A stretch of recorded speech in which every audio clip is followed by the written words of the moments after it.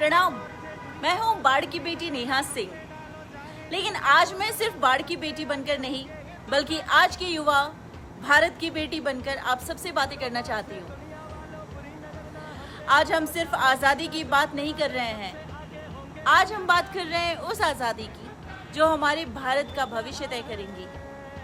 आज हमारा देश, आज का भारत अपनी 88th इंडिपेंडेंस डे सेलिब्रेट करने जा रहा है। 1947 में हमें आज़ादी तो मिल गई थी, लेकिन आज 2026 का ये सवाल है कि क्या हम उस आज़ादी का इस्तेमाल कर पा रहे हैं। आज के युवा सिर्फ बाहर से आज़ादी नहीं, बल्कि दिल, दिमाग और अपनी सोच से भी आज़ाद होना चाहते हैं। यही आवाज़ हमारी जेन ज़ी और जेन अल्फा उठा रही है कि क्या उन्हें सिर्फ सोशल मीडिया पे बात करने की आज़ादी मिलती है या मिलनी चाहिए। उन्हें सिर्फ अपनी बात रखने की आज़ादी मिलनी चाहिए?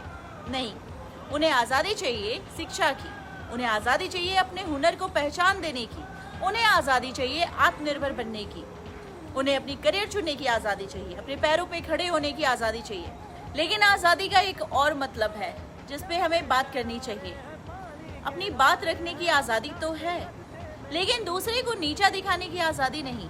आप अपनी राय रखने का हक है, लेकिन किसी की भावनाओं की ना कदर करने का हक नहीं है। सोशल मीडिया ने हमें अपनी आवाज़ दी है, लेकिन उस आवाज़ के साथ जिम्मेदारी भी दी है।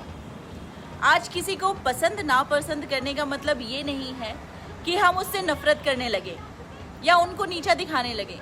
किसी की सोच हमसे अलग ज़रूर हो सकता है, तो इसका मतलब ये नहीं कि हम उसे अपने से छोटा समझें। एक मजबूत भारत सिर्फ आत्मनिर्भर युवाओं से नहीं बनेगा, बल्कि एक दूसरे को इज्जत देने से और एक समाज बनाने से भी बनेगा। जब हमारी बात होती है हमारी बेटियों की, तो आज़ादी का मतलब सिर्फ सुरक्षित होकर घर से बाहर निकलना नहीं होता है।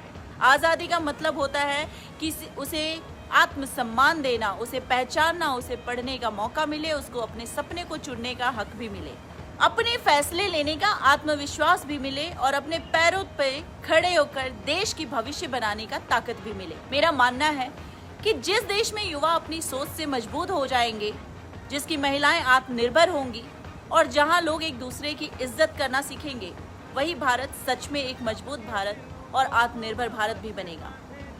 इसलिए इस स्वतंत्रता दिवस पर मेरा संदेश बहुत साफ है। आज़ादी सिर्फ अपनी आवाज़ उठाने की नहीं, दूसरे की आवाज़ सुनने की भी होनी चाहिए। आज़ादी सिर्फ अपने सपने देखने की नहीं, दूसरों को भी उनके सपने को पूरा करने का मौका देने की भी है। और आज़ादी सिर्फ 15 अगस्त को याद करने की नहीं, बल्कि हर वक्त, हर दिन, हर साल और बेहतर और बहुत बेहतर भारत बनाने की जिम्मेदारी भी है। आइए इस स्वतंत्रता दिवस पर हम सब मिलकर एक ऐसा भारत बनाने का संकल्प लें जहां युवा के पास हुनर भी हो और मौका भी, महिलाओं के पास सम्मान भी हो और आत्मनिर्भरता भी, हर भारतीय के पास अपनी बात कहने की आज़ादी भी हो और दूसरे की भावनाओं को कद्र करने की समझ भी। यही आज़ादी की असली ताकत है, यही नए भारत की, हमारी नए भारत की पहचान है। जय हिंद, भारत माता की जय।